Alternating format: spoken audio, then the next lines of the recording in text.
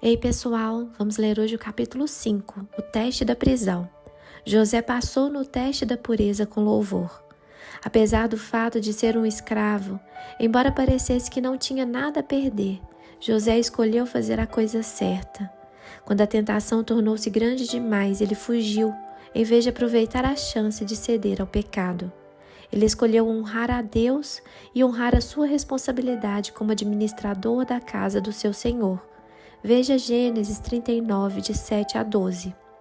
Eis uma pergunta. Por José ter tomado a decisão de andar em obediência, independentemente do preço, ele tinha todas as razões para esperar ter a bênção de Deus em sua vida, certo? Vamos observar exatamente o que aconteceu. Quando ela viu que, ao fugir, ele tinha deixado o manto em sua mão, chamou os empregados e lhes disse: Vejam, este hebreu nos foi trazido para nos insultar. Ele entrou aqui e tentou abusar de mim, mas eu gritei. Quando me ouviu gritar por socorro, largou seu manto ao meu lado e fugiu da casa. Ela conservou o manto consigo até que o senhor de José chegasse à casa. Então, repetiu-lhe a história. Aquele escravo hebreu que você nos trouxe aproximou-se de mim para me insultar. Mas quando gritei por socorro, ele largou seu manto ao meu lado e fugiu. Quando o seu senhor ouviu o que sua mulher lhe disse, foi assim que o seu escravo me tratou, ficou indignado. Mandou buscar José e lançou-o na prisão em que eram postos os prisioneiros do rei. José ficou na prisão. Gênesis 39, de 13 a 20. Sim, José escolheu fazer a coisa certa, mas a recompensa imediata que recebeu por isso foi ser alvo de mentiras, ser falsamente acusado e lançado na prisão. Não exatamente os resultados que esperaríamos ver de uma decisão que honra a Deus de tal forma. O que há de errado com esse quadro? O teste da prisão, perseverança. Infelizmente, esse quadro reflete simplesmente o que pode acontecer e acontece no mundo caído em que vivemos. Não cometa qualquer erro com relação a isso. Precisamos obedecer a Deus se quisermos andar em suas bênçãos. Mas a obediência a Deus não é garantia de que coisas ruins nunca acontecerão conosco. Assim como José, precisamos escolher fazer a coisa certa se quisermos ter a presença de Deus em nossa vida. Mas às vezes, assim como José, faremos a coisa certa e teremos os resultados errados. Quando isso acontece, estamos passando pelo que chamo de teste da prisão. O teste da prisão também poderia ser chamado o teste da perseverança, porque esse é o mais longo de todos os testes. Este é um quadro que dura anos, e todos nós passaremos por ele em alguma área de nossa vida. Quando fazemos a coisa certa e acabamos no meio de uma longa e difícil provação, estamos passando pelo teste da prisão.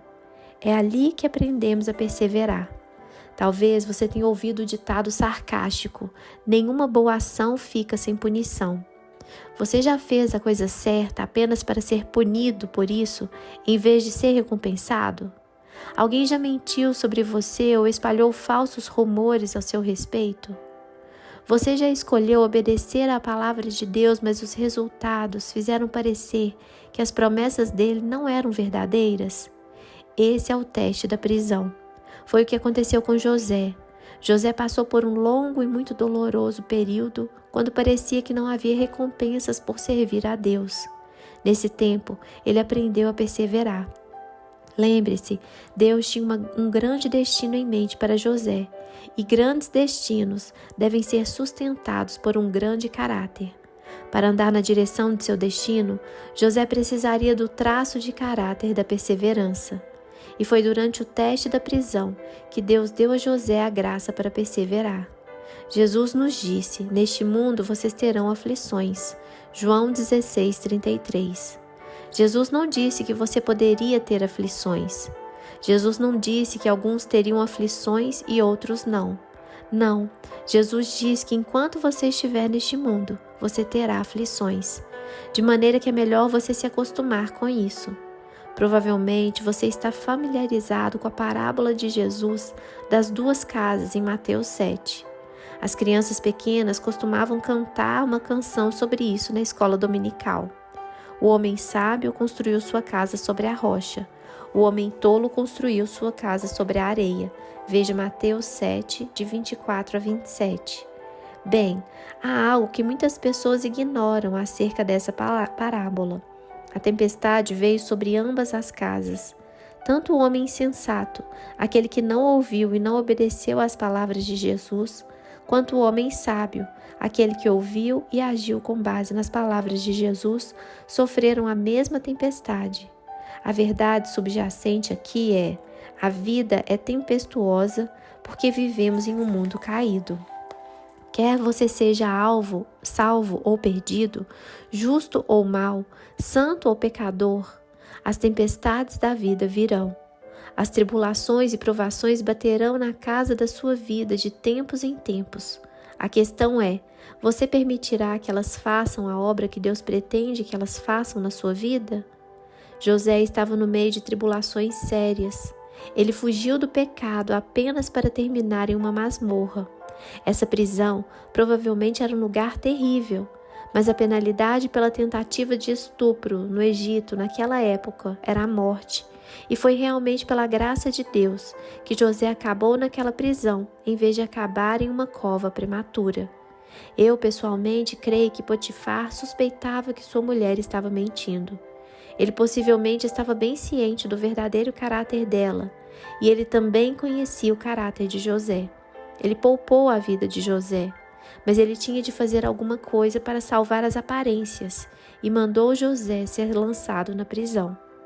A prisão estava sob a autoridade de Potifar, já que ele era o capitão da guarda. Gosto de acreditar que Potifar apresentou uma boa referência sobre José, dizendo ao carcereiro da prisão que bom servo José era. Porém, mais do que qualquer coisa, as escolhas que José fez na prisão fizeram com que ele fosse promovido ali. Embora José estivesse sofrendo injustamente, ele continuou a fazer a coisa certa. José não merecia estar naquela masmorra, mas ele não permitiu que isso o impedisse de fazer seu trabalho de coração como para o Senhor. Colossenses 3:23. Sabemos que isso é verdade porque a Bíblia nos diz que José era tão bom administrador que acabou sendo promovido. Logo, ele recebeu a incumbência de cuidar de toda a prisão. Veja Gênesis 39:22. E o Senhor estava com José na prisão, fazendo com que tudo que ele fazia prosperasse. Veja Gênesis 39:23. Eis o que é maravilhoso sobre José. Ele não permitiu que a injustiça da sua situação impedisse a obra de Deus em sua vida. Por mais difícil ou injusta que parecessem as circunstâncias, José permitiu que Deus continuasse a usá-lo. E é absolutamente essencial que aprendamos a fazer isso também. Tenho observado que algumas pessoas esperam que Deus as liberte de suas circunstâncias injustas, antes que façam qualquer coisa para Ele. Mas se esperarmos que Deus nos liberte antes de servirmos a Ele, nunca faremos nada para Deus. Assim como José, precisamos permitir que Deus nos use agora, sejam quais forem as nossas circunstâncias, e confiar nele quanto ao resultado final. Nenhum de nós gosta da ideia de passar por tribulações, mas se observarmos o capítulo 5 de Romanos, perceberemos que Deus tem algumas coisas interessantes a dizer sobre elas. Não só isso, mas também nos gloriamos nas tribulações, porque sabemos que a tribulação produz perseverança. A perseverança é um caráter aprovado, e o caráter aprovado é a esperança. E a esperança não nos decepciona, porque Deus derramou seu amor em nossos corações por meio do Espírito Santo que Ele nos concedeu. Romanos 5, versículos de 3 a 5. No versículo 3, Paulo diz que nós nos gloriamos nas tribulações. O que ele quer dizer com essa palavra gloriamos? A palavra grega para gloriar-se nesse versículo pode ser traduzida como alegrar-se. Essa passagem da Bíblia está dizendo que nós nos alegramos na tribulação. Isso mesmo, nós nos alegramos nela. Quando preguei sobre isso em um culto da igreja, ouvi alguém observar: tá bom, é claro que esse tipo de incredulidade é uma reação bastante natural.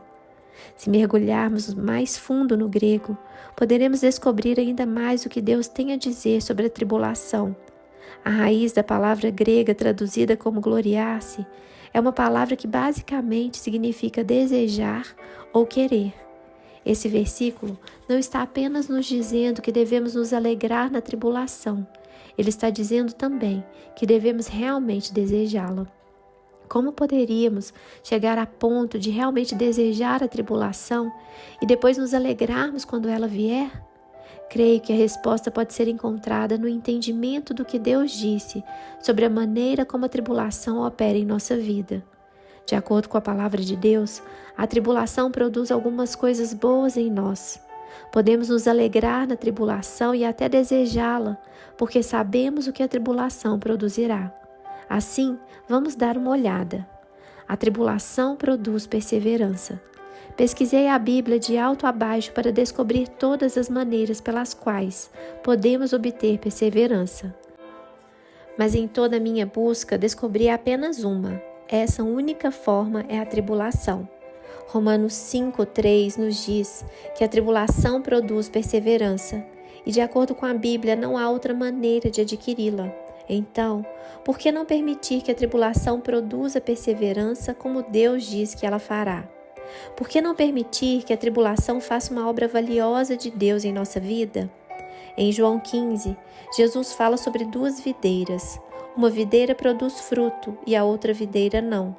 A videira que não produz fruto é cortada e a videira que produz fruto é podada ou tem seus galhos cortados. Não parece haver muita diferença, não é? Ambas as videiras acabam sendo cortadas. Veja João 15, de 1 a 2. É claro, se eu tivesse de escolher, preferiria ser podado que cortado. O ponto é que em ambos os casos, você pode esperar ser cortado. Se você se sair mal, será cortado ou disciplinado. Se você se sair bem, será podado para poder dar mais frutos. Então, quer façamos a coisa certa ou a coisa errada, vamos passar por alguns tempos de corte. Foi isso que aconteceu com José. Ele fez a coisa certa e acabou sendo podado. Ele tomou a decisão certa e acabou tendo seus galhos cortados. Mas Deus tinha um plano para essa poda. O plano de Deus era que José um dia desse mais frutos. É por isso que Tiago diz: meus irmãos, tende grande gozo quando cairdes em várias tentações, sabendo que a prova da vossa fé opera paciência. Tiago 1, de 2 a 3. Se existe uma coisa que entendemos sobre paciência, é esta. Todos nós queremos ter paciência e queremos isso agora. Mas a paciência não vem desse modo. A única maneira de adquirirmos paciência é por meio da prova da nossa fé. E é por isso que podemos considerar motivo de grande alegria quando estamos passando por uma provação. É por isso que podemos realmente nos alegrar quando estamos sendo podados. Podemos dizer obrigado, Senhor, por este tempo de poda e por esse tempo de teste. Tu disseste que isso produzirá perseverança. Então, quando eu sair dessa provação, terei mais do fruto do Espírito e serei mais semelhante a Jesus. É assim que nos gloriamos na tribulação. A paciência pode ser descrita como esperar com contentamento, e isso é diferente de simplesmente esperar. Todos nós teremos de esperar algumas vezes, mas todos nós sabemos que é possível esperar e não ser paciente. É possível esperar e não estar contente. Posso pensar em um bom exemplo na minha vida para ilustrar o que estou dizendo. Quando vou até o banco, parece que tenho um talento especial para entrar na fila atrás da pessoa mais lenta do mundo para efetuar uma transação financeira. Primeiro, ela leva uma eternidade para colocar seus documentos sobre o balcão de atendimento. E depois, quando encontra todos eles, ela parece ficar brincando com eles por algum tempo, antes de finalmente entregá-los ao caixa e depois pegá-los de volta, no que parece uma jornada interminável de ida e volta até o caixa. Não sei bem porquê, mas esse pequeno ritual tem uma maneira única de me deixar infinitamente irritado. Ora, Deus ainda está trabalhando na minha vida, mas a esta altura ainda estou trabalhando em esperar com contentamento. Ainda estou desenvolvendo o fruto do Espírito, que é a paciência. Porque quando a paciência tiver feito a sua obra perfeita em mim, eu não apenas vou esperar naquela fila, mas também vou esperar naquela fila com contentamento. Paciência é esperar com contentamento. E a Bíblia diz que a prova da nossa fé é que opera a paciência em nós. Veja Tiago 1, versículos 2 e 3. A paciência requer que você combata o bom combate da fé enquanto espera. Mas há diferença entre paciência e perseverança. A perseverança é semelhante à paciência, no sentido de que a perseverança também envolve esperar. Mas a perseverança envolve mais do que apenas esperar com contentamento. A esperança envolve combater a batalha, enquanto você espera com contentamento. Ela requer que você combata o bom combate da fé enquanto espera. A perseverança demora mais que a paciência. Você não adquirirá a perseverança em uma semana. A única maneira de adquirir perseverança é passando por uma provação longa e difícil. Você pode ter paciência por 30 minutos na fila do banco. Você pode ter paciência por uma semana ou por um mês. Mas se uma provação durar muito tempo, é preciso mais do que paciência para suportar. É preciso perseverança.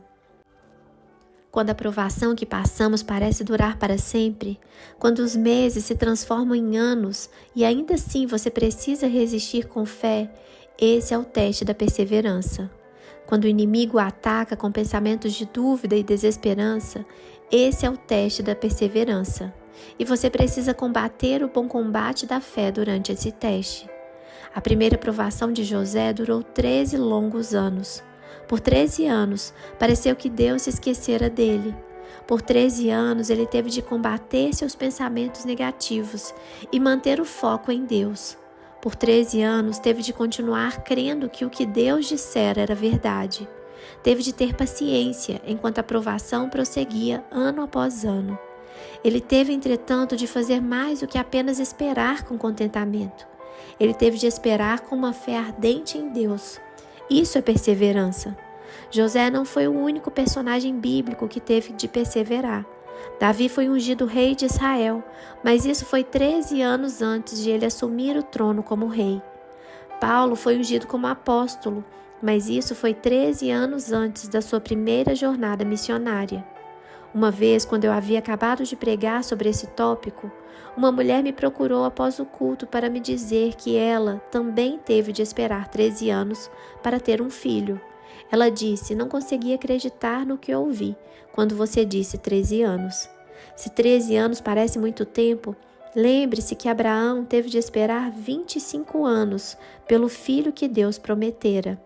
E Moisés teve de esperar 40 anos no deserto antes de ingressar no seu destino. José poderia ter se tornado amargo para com seus irmãos. Ele poderia ter se tornado amargo para com os egípcios. E ele poderia ter se tornado amargo para com Deus. Mas em vez disso, José manteve seu coração reto. Ele manteve o foco em Deus e ele perseverou. E essa perseverança resultou em caráter. A perseverança produz caráter. Como você percebe, enquanto a tribulação produz perseverança, a perseverança produz caráter, e o caráter só pode ser desenvolvido por meio da perseverança. Como não consegui encontrar nada na Bíblia além da tribulação que produz perseverança, não pude encontrar nada além da perseverança que produz caráter. Ora, eu adoraria conseguir perseverança e, por certo, adquirir agora. E essa forma é muito parecida com caráter. Seria simplesmente incrível se eu fosse até alguém que tem caráter, ele ou ela impusesse as mãos sobre mim e eu então, instantaneamente, recebesse caráter. Mas não é assim que funciona. Você não adquire caráter por alguém orar ou colocar as mãos sobre você. O caráter deve ser desenvolvido em seu interior. O caráter somente é desenvolvido por meio da perseverança, e a perseverança só vem suportando tribulação. Essa não é uma mensagem encorajadora? Talvez não para a nossa carne, mas ela é uma mensagem importante, porque o caráter é absolutamente essencial para suportar o destino que Deus tem em mente para você. E a fim de desenvolver esse caráter, terá de passar por dificuldades. Deus não permitirá que você ingresse no seu destino até que tenha caráter, certo nível de caráter. Porque quando ingressar realmente no seu destino, a guerra espiritual contra você aumentará. Você precisará de um caráter forte para suportar essa batalha espiritual, para perseverar e para viver esse destino até o fim. Sem caráter, nunca terá êxito no destino que Deus planejou para você. Todos nós gostamos da ideia de recompensas instantâneas, mas uma das piores coisas que outra pessoa poderia fazer por nós seria nos promover antes de termos o caráter necessário para lidar com essa responsabilidade, ou nos livrar de uma provação antes que Deus tenha atingido seus objetivos no nosso caráter por meio dela. Mas se quisermos ingressar no nosso destino, teremos de passar por essa provação e permitir que Deus desenvolva o seu caráter em nós. Às vezes, quando vemos alguém passando por dificuldades, queremos correr e libertá-lo da situação. Isso é especialmente verdadeiro entre os cristãos bem-intencionados. Não me entenda mal, muitas vezes estamos simplesmente respondendo no amor e compaixão de Deus. Mas há momentos em que Deus está querendo usar uma situação para ensinar aos seus filhos algo importante, algo que eles precisam saber para o destino deles. Isso poderia ter a ver com a administração das finanças deles, ou possivelmente até com os relacionamentos deles. E se um bom cristão bem intencionado aparece e os livra dessa dificuldade, eles nunca aprenderão a lição que Deus quer que aprendam. Então, acabarão por fim caindo novamente naquela mesma situação de crise outra vez e continuarão passando por esse teste até serem aprovados. Até Jesus teve de aprender passando por provações. Hebreus 5:8 diz isso sobre Jesus. Embora sendo filho, ele aprendeu a obedecer por meio daquilo que sofreu. As pessoas geralmente se perguntam sobre o significado dessa passagem bíblica. Afinal, sabemos que Jesus é o Filho de Deus, e considerando que Jesus é Deus, ele é onisciente. Isso significa que ele sabe tudo, mas esse versículo diz que Jesus, o Filho de Deus, aprendeu a obedecer. Hebreus 5:8. Como Jesus, que sabe tudo, poderia aprender alguma coisa? E como Jesus, que nunca pecou, poderia aprender a obedecer? Precisamos lembrar que, embora Jesus seja o Filho de Deus, ele veio à Terra como homem. Como homem, ele sofreu assim como nós sofremos. Como homem, ele foi tentado de todas as maneiras que nós somos. E como homem, ele aprendeu a obediência por meio das coisas que sofreu. A Bíblia nos diz, ele mesmo sofreu quando tentado. Hebreus 2:18. Ela também revela que ele, como nós, passou por todo tipo de tentação, porém sem pecado. Hebreus 4:15.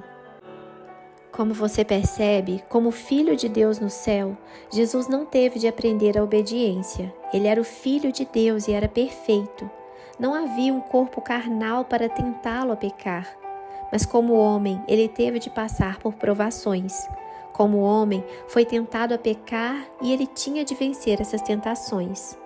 Quanto mais nos aprofundarmos no destino que Deus planejou para nós, mais profundidade de caráter precisamos ter. Não estou dizendo que Jesus não era perfeito quando esteve na terra. Ele era plenamente Deus enquanto andou nessa terra. Mas é importante lembrar que ele também era plenamente homem. Como homem, teve de sofrer e, enquanto sofria, aprendia a obedecer. A obediência é uma questão de caráter e o caráter só pode ser aprendido.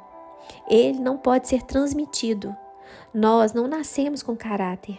O caráter é aprendido e desenvolvido à medida que somos sujeitos à adversidade. E esse versículo nos mostra que até o próprio Jesus Cristo desenvolveu o caráter como homem e aprendeu por meio das coisas que sofreu. Quanto mais fundo formos no destino que Deus planejou para nós, mais profundo o caráter será necessário. E a única maneira desse caráter profundo ser produzido é por meio de provações profundas. Uma pessoa que tem caráter superficial só passou por provações superficiais. Uma pessoa que tem caráter profundo passou por provações profundas. Agora, por favor, não fique com medo nem comece a se perguntar que provação terrível Deus escondeu na manga para você. Deus não lhe enviará uma provação, ela simplesmente acontecerá. Lembre-se, Jesus disse: no mundo vocês passarão por aflições. João 16:33. Portanto, enquanto você estiver na terra, os problemas acontecerão. Essa é apenas uma parte da vida nesse planeta. Portanto, faça o melhor possível da sua tribulação. Permita que qualquer provação que estiver passando agora produza o caráter de Deus em você. Uma maneira pela qual as provações profundas operam em nossa vida é fazer vir à tona as profundas falhas de caráter. Podemos perceber isso acontecendo na situação de José. Por que você acha que José teve de passar por uma provação tão longa e difícil? Creio que Deus queria trabalhar em uma parte profunda de seu caráter. José não era apenas um homem com a bênção e o favor de Deus sobre sua vida. Ele também tinha uma tremenda capacidade de liderança dada por Deus. Se você observar a vida de José, pode perceber que ele ascendeu a uma posição de autoridade em todas as situações, quer como escravo, quer como prisioneiro ou como governante de todo o Egito. Obviamente, José tinha uma habilidade especial de fazer com sucesso tudo em que estivesse envolvido. Embora fosse o favor de Deus que tenha feito de José o governante do Egito, foi a habilidade natural que Deus lhe deu que o equipou para lidar com essa posição. Deus concedeu a José um dom especial, e quando você tem um dom especial, é fácil contar esse dom, em vez de contar com Deus. Enquanto José esteve na prisão, usou o dom de Deus para interpretar os sonhos do padeiro e do copeiro. Depois, pediu ao copeiro que se lembrasse dele quando voltasse à corte de Faraó. Veja Gênesis 40, versículos 8 a 15. Mas o copeiro se esqueceu de José, e se passaram mais 2 anos antes que José fosse liberto daquela prisão. Veja Gênesis 40, versículo 23 e 41, versículo 1. Por que se passaram mais 2 anos? Vamos ler a história.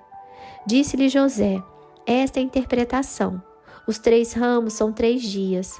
Dentro de 3 dias, o faraó vai exaltá-lo e restaurá-lo à sua posição. E você servirá a taça na mão dele, como costumava fazer quando era seu copeiro.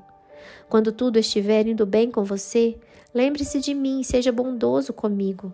Fale de mim ao faraó e tire-me dessa prisão, pois fui trazido à força da terra dos hebreus e também aqui nada fiz para ser jogado nesse calabouço. Gênesis 40, de 12 a 15. Sabe por que o copeiro se esqueceu de José? Creio que Deus fez o copeiro esquecer, porque José estava tentando manipular as circunstâncias. Deus se moveu por meio de José, dando a ele a interpretação dos sonhos para o copeiro e o padeiro. Mas então, José entrou com suas próprias preocupações e acrescentou: ei, fale bem a meu respeito quando você sair daqui. Creio que quando José fez isso, Deus disse: opa, mais 2 anos. Porque se eu o recompensar agora, você pensará que a maneira de avançar é tentando manipular as pessoas. Se eu o libertar agora, você pensará que aquele homem o promoveu e o tirou da prisão. Então vou deixar que espere mais 2 anos. Então você saberá que eu sou aquele que o promoveu e o libertou. Foi ao final de 2 anos que Faraó teve um sonho, Gênesis 41, 1. E foi por meio da interpretação dos sonhos de Faraó que José finalmente foi liberto da prisão para o palácio. Ora, sabemos que Deus deu a Faraó esses sonhos para mostrar a ele o que estava prestes a acontecer. Então, por que Deus não deu sonhos a Faraó 2 anos antes? Porque Deus permitiria que José suportasse mais 2 anos naquele calabouço? Creio que havia uma falha de caráter profunda em José, e Deus queria que essa falha de caráter viesse à tona. Essa falha de caráter em José era a tendência de confiar nas suas próprias habilidades. Deus planejara que José se tornasse o governante de todo o Egito e um instrumento da provisão de Deus durante a fome. Mas para José governar como vaso escolhido de Deus, ele teria de aprender a se apoiar totalmente em Deus e não em sua própria sabedoria ou habilidade. A autoconfiança, a autodependência e a autossuficiência tinham de ser tratadas antes que José pudesse ingressar em seu destino.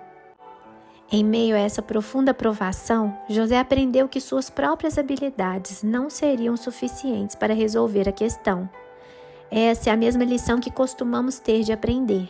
E é somente em meio a provações profundas que começamos a perceber as coisas do ponto de vista de Deus.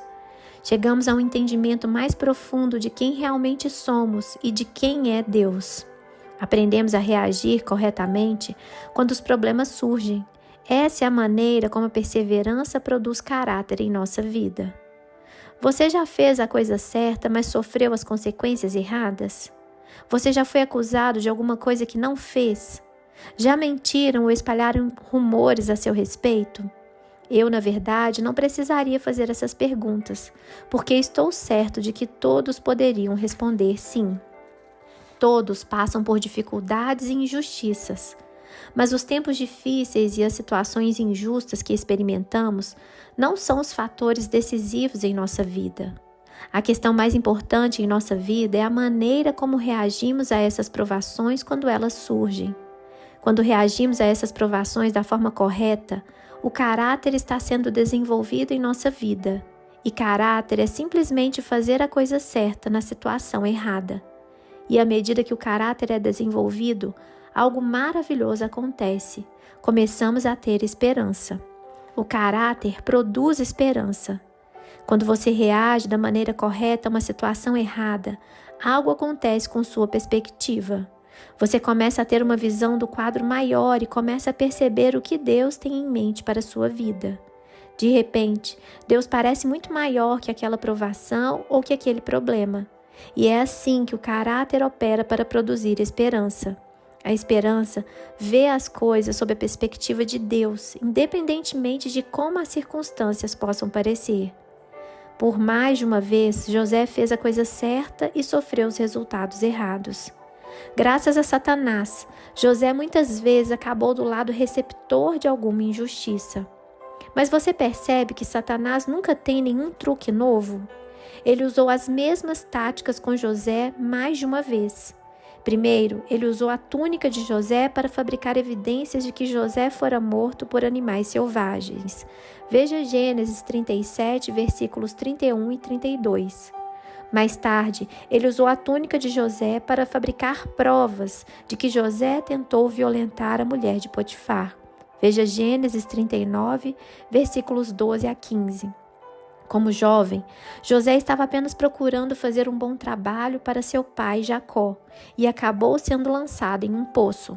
Veja Gênesis 37, versículos 13 a 14 e 23 e 24. Mais tarde, ele estava apenas tentando ser um administrador fiel para Potifar e ele foi lançado na prisão.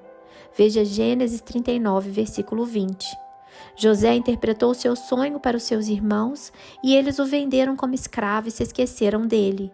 Veja Gênesis 37, versículos 6 a 10 e 24 a 30. Anos depois, ele interpretou um sonho para o copeiro. O copeiro, porém, voltou ao palácio e se esqueceu dele. Veja Gênesis 40, 23. Ele continuou usando túnicas, acredito eu. Ele continuou fazendo um bom trabalho e continuou interpretando sonhos, o que abriu a porta para ele ingressar em seu destino. José poderia ter se tornado amargo muitas vezes, mas em vez disso manteve o coração reto e reagiu da maneira correta a essas situações erradas. Ele manteve o foco em Deus em meio a tudo isso e perseverou. Essa perseverança desenvolveu o caráter em José, o que o ajudou a enxergar as coisas do ponto de vista de Deus. E ver as coisas do ponto de vista de Deus produziu esperança em seu coração. E eis o mais incrível sobre José. Ele não permitiu que sua esperança se transformasse em desapontamento. A provação de José durou 13 longos anos. Depois que os 11 primeiros anos se passaram, José provavelmente pensou que sua libertação chegara finalmente. Estou certo que ele tinha a expectativa de ser libertado daquela prisão qualquer dia. Mas então, os dias se transformaram em semanas, as semanas se transformaram em meses e os meses finalmente se transformaram em mais 2 anos. José teve a oportunidade perfeita para ficar decepcionado, mas ele manteve sua esperança em Deus. É claro que sabemos o que a palavra diz sobre a esperança. A esperança que se retarda deixa o coração doente, mas o anseio satisfeito é a árvore de vida. Provérbios 13:12. A esperança retardada é a esperança que se transformou em decepção. Quando você passa por uma provação longa e difícil, não deve permitir que isso aconteça. Você precisa continuar confiando em Deus e esperando nele. Precisa perseverar e permitir que Ele lhe mostre sua perspectiva. Porque se você permitir que sua esperança se transforme em decepção, a sua esperança será retardada. E Deus diz que se permitir que a esperança seja retardada, você acabará ficando com o coração doente. A esperança de José foi adiada por 13 longos anos. Se ele tivesse permitido que essas decepções lhe roubassem a esperança, teria ficado com o coração doente. Essa doença poderia ter feito José morrer antes de atingir seu destino. Porém, José não permitiu que seu coração ficasse doente. Em vez disso, manteve sua esperança e sua confiança em Deus vivas. A esperança é para agora. A esperança não é para apenas o futuro. A esperança é para o presente. Seja qual for a provação que estiver passando agora, ainda que esteja em uma masmorra, a esperança diz que Deus está bem ali com você. Deus está com você agora. Tenho observado que há uma tendência em algumas igrejas de pregar continuamente sobre um mover de Deus que ainda está por vir. Isso me incomoda, porque não estão realmente pregando a esperança. Eles parecem ter ignorado a realidade de que estamos vivendo em um mover de Deus nesse instante. As pessoas precisam saber que não temos de esperar por um mover de Deus no futuro. Estamos em um mover de Deus agora mesmo. Temos estado em um mover de Deus desde que Jesus Cristo veio à Terra. Agora mesmo você pode ter libertação. Agora mesmo você pode ter cura. Agora mesmo você pode ter os dons do Espírito Santo. Não é preciso esperar por algum mover de Deus no futuro. Deus está se movendo na terra nesse instante. Sei que há tempos de derramamentos especiais do Espírito Santo, mas precisamos agradecer a Deus pelo que seu Espírito está derramando em nossas vidas nesse instante. Se ficarmos olhando continuamente para o futuro, nossa esperança será retardada, e Deus diz que a esperança retardada fará o nosso coração ficar doente. Veja Provérbios 13:12. A esperança é para agora. Esperança é acreditar que Deus está operando tudo para o nosso bem nesse instante. Esperança é crer que Deus nos ama e que Ele vai cuidar de nós agora. Esperança é crer que estamos no centro da vontade de Deus. Podemos ter paz e alegria agora. Esperança é crer que Deus está conosco agora, independentemente de qual seja a provação que possamos estar atravessando. Essa é a esperança bíblica, não é uma esperança retardada. E o caráter produz esse tipo de esperança. E sabe o que a esperança produz? A esperança produz encontros. Romanos 5:5 nos diz o que a esperança não faz. A esperança não nos desaponta. Vamos olhar para a palavra desaponta. Significa desfazer algo. Desapontar significa o oposto de apontar. Então, a palavra desapontamento significa que algo que foi apontado não foi cumprido. Se você disser estou desapontado, significa que algo que foi marcado, combinado, não foi cumprido. E isso explica por que você ficou desapontado. Se a esperança não nos decepciona ou desaponta, Romanos 5:5, então o que a esperança faz? Isso é fácil. A esperança aponta. A esperança produz apontamentos ou encontros para você. E os encontros que a esperança produz são encontros divinos. Eles são encontros para você ministrar a outros e observar a vida deles mudar, assim como a sua. Mas sem esperança, você poderia ficar aprisionado na provação que está atravessando e perder esses encontros divinos.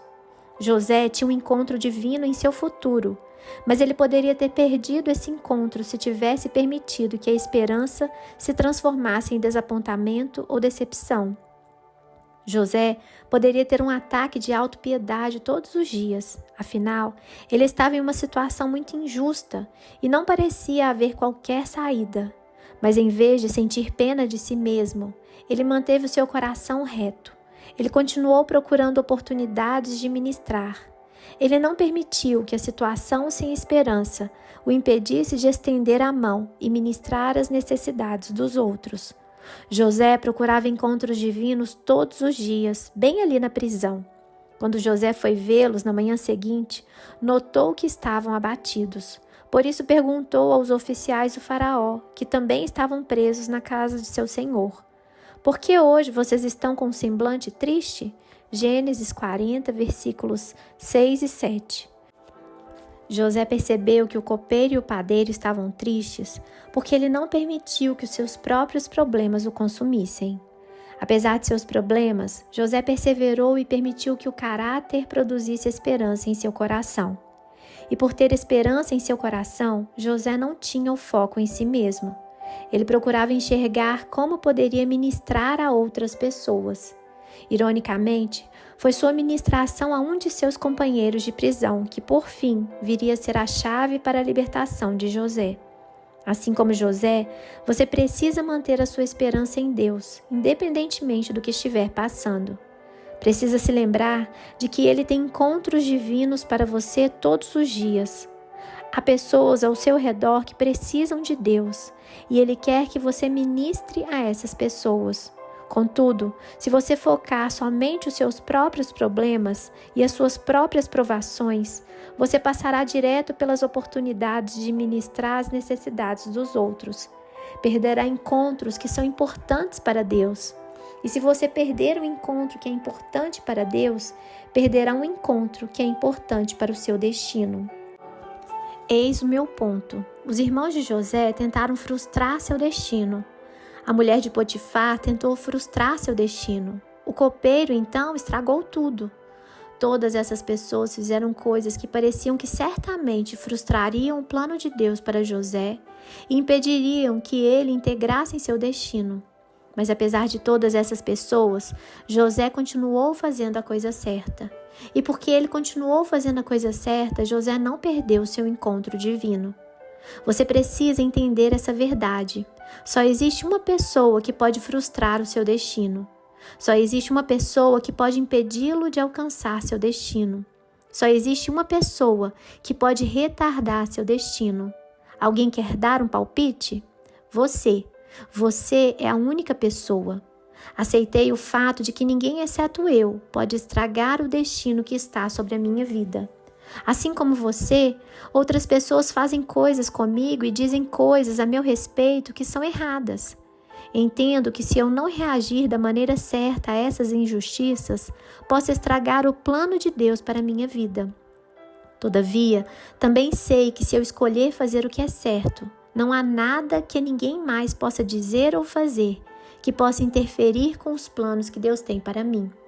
E se você escolher fazer o que é certo, ninguém mais pode impedir o destino que Deus tem para você. Portanto, ninguém mais poderia interferir no destino dado por Deus a José. Sem dúvida, José é um exemplo maravilhoso para nós de como podemos perseverar e superar a tribulação com caráter e esperança. E José também é um tipo de Cristo. José foi para a prisão por algo que ele não fez. Cristo sofreu por algo que ele não fez. José foi contado com os criminosos na prisão. A Bíblia diz que Jesus foi contado entre os transgressores. Isaías 53, 12. José foi encarcerado com 2 prisioneiros. Um foi liberto e um foi condenado. Veja Gênesis 40, 21 e 22. Jesus foi crucificado entre 2 ladrões. Um recebeu perdão e o outro não. Veja Lucas 23, 33 e 39 a 43. José disse ao copeiro: quando tudo estiver indo bem com você, lembre-se de mim e seja bondoso comigo. Fale de mim ao faraó e tire-me desta prisão. Gênesis 40, 14. Mas o copeiro esqueceu-se dele. O ladrão disse a Jesus: lembra-te de mim quando entrares no teu reino. Lucas 23, 42. Mas Jesus não se esqueceu dele. Jesus lembrou-se dele naquele mesmo dia, pois ele estava com Jesus no céu. Veja Lucas 23, 43. Eis a minha palavra para você. Ainda que as outras pessoas não cumpram a palavra, ainda que as outras pessoas se esqueçam de você, Deus nunca o esquecerá. Deus sempre cumprirá a sua palavra e Ele sempre se lembrará de você. Assim, quando você estiver passando por uma provação longa e difícil, permita que a provação produza perseverança em você. Continue combatendo o bom combate da fé enquanto espera com contentamento a libertação de Deus. E à medida que você permitir que Deus desenvolva seu caráter na sua vida, você começará a fazer a coisa certa, por mais errada que seja a sua situação. Começará a enxergar as coisas a partir da perspectiva de Deus. A partir da perspectiva dele, provação são apenas sofrimentos leves e momentâneos. Da perspectiva dele, essa provação está trabalhando em você para produzir uma glória eterna que pesa mais que todos eles. 2 Coríntios 4:17. A perspectiva dele sempre o motivará a ter esperança, e a esperança nele não o decepcionará. Ela o levará a um encontro divino com seu destino. Deus abençoe poderosamente a vida de vocês e até o próximo capítulo.